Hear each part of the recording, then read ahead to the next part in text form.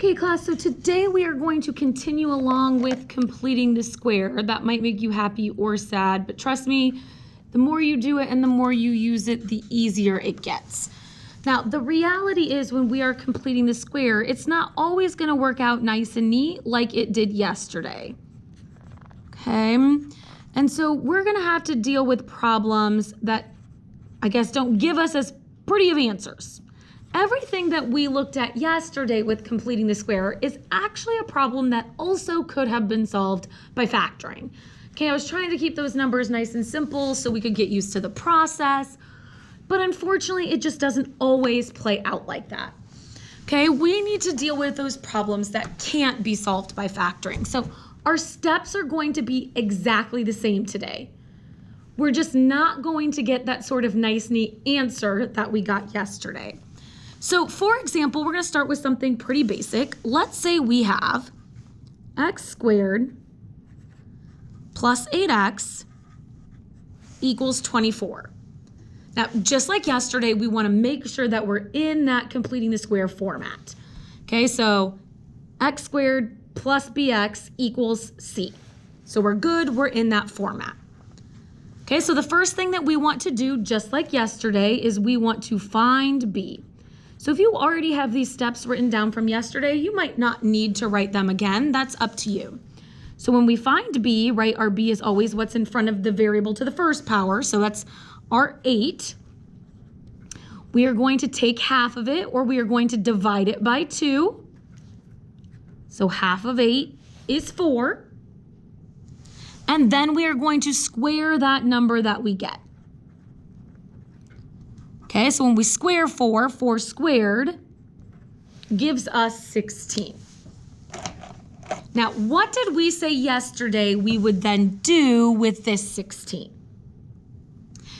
We need to be adding that to each side. So our next step here is going to add that to each side.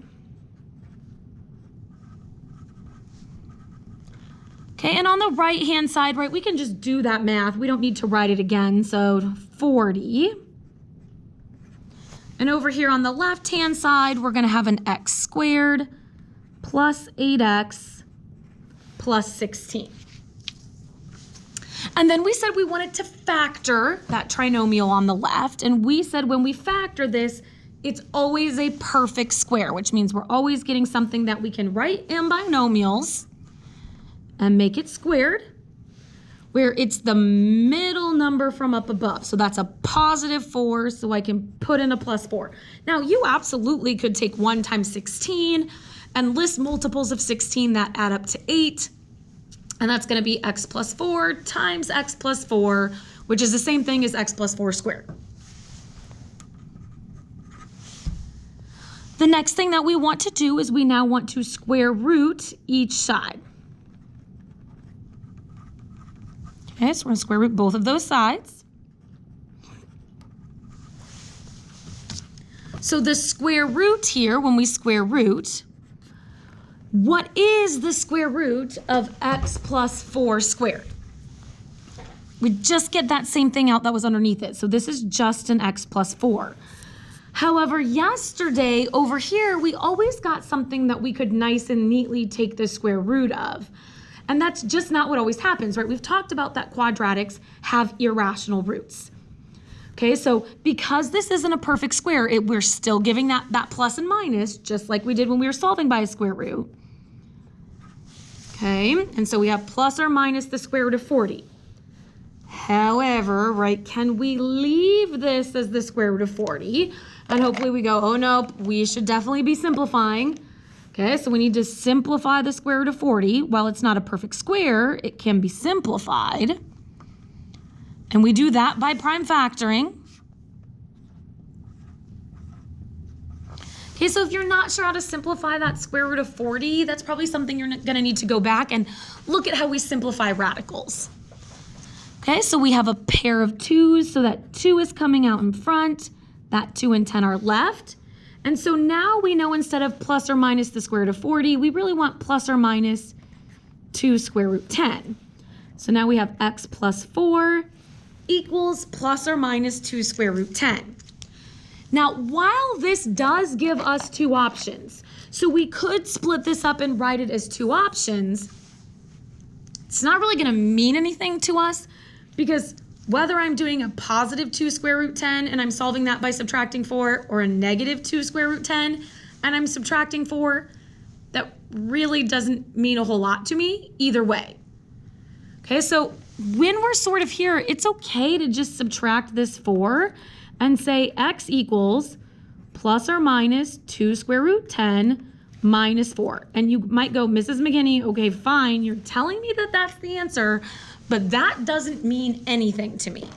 I mean, that value really shouldn't mean a whole lot to you.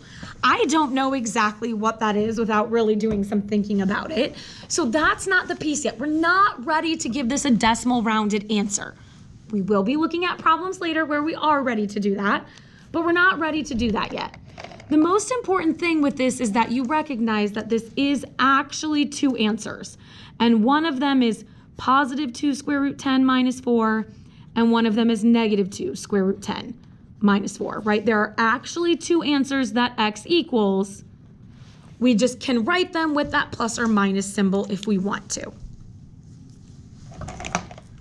Okay, so let's look at another one, sort of see how we feel when we put this all together. Let's say we have y squared minus 2y plus 5 equals 7.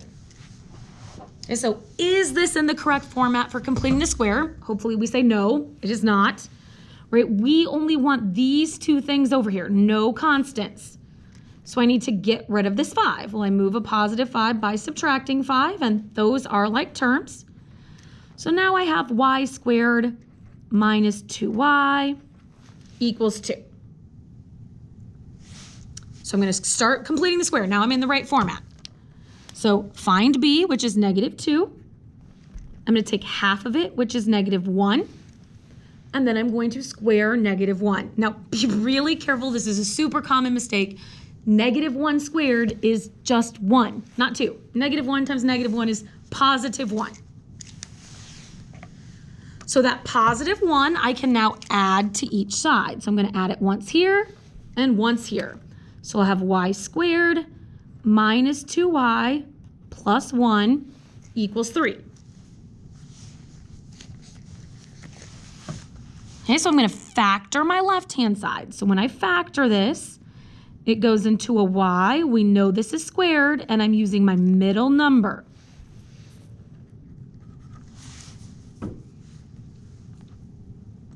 Then my next step is going to be to undo this exponent of 2 and square root it, right? So I can get y by itself. Okay, so when I take the square root over here, what do I get? Okay, we should have y minus 1. What is the square root of 3? Yep, can't go any further, so we just have plus or minus the square root of 3.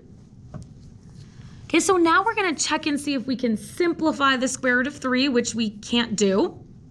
No further. So we'll add that 1 to each side, and our final answer will be y equals plus or minus the square root of 3 plus 1. How many answers does this quadratic have? It has two answers, right? One is positive square root 3 plus 1, and one is negative square root 3 plus 1. And if you're asking, again, how am I going to know if I need to simplify that? I mean, you just got to check. 3 prime factors into 1 and 3, there are no pairs. We cannot simplify it any further. Okay, let's look at b squared minus 36b minus 24 equals 0. Is this in the correct format for completing the square? We should say no, this is not. We can add this 24 over, though, to get it in the right form. So now we'll have b squared minus 36b equals 24. And now we're going to start going through our process. Okay, so we're going to find b, which is negative 36. We will take half of that. So use a calculator if you need to. I don't care, which is negative 18. Then square it. I would need to use a calculator on this as well. Just make sure if you're putting this in a calculator, you're putting that negative 18 in parentheses before you square it. And we get 324. Okay, so big number, but no problem. I can use a calculator to help me along the way. So I'm going to add 324 to each side. Okay, so 324 plus the 24 that was already there. So that gives me a 348. Okay, and I have a b squared minus 36b. Ooh, plus 324. Might need a better color that's darker. Okay, so now we're going to factor the left-hand side. This is where knowing that trick comes in super handy because I don't want to come up with factors of 324. I know that it's just a b minus 18 squared equals 348. What's our next step going to be? We need to square root each side. So the square root of 348 is not a perfect square. So we're just going to have plus or minus the square root of 348. What do we need to check to see if we can do with the square root of 348? We need to check and see if we can simplify it. So we need to start prime factoring it. So maybe I pick 2 and 174. And then I can split this into 2 and 87. 7, 15. I think 87 is divisible by 3. So I can do 3 and 29. 29 is not going to have anything. Okay, so I have a pair of 2's. So this is going to become plus or minus 2 square root 87.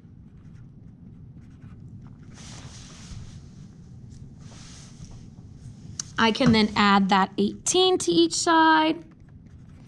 And my final answer will be b equals plus or minus 2 square root 87 plus 18.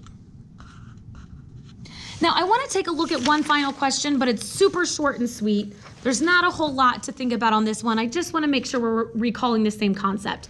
So let's say we have something like x squared plus 4x equals negative 48. I'm just going to keep it simple. And we start completing the squares, so we find b, we take half of it, we square it, and so I'm going to add that 4 to each side. Right, negative 48 plus 4 is negative 44. When I factor over here, I'm going to get an x plus 2 squared.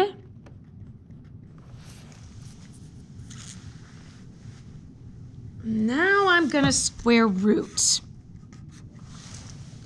What is the square root of negative 44? We should most definitely be picking no real solution. We can't go any further with this. Whether we get a negative underneath the square root in step 1 or step 100, we stop everything we're doing and say no real solution.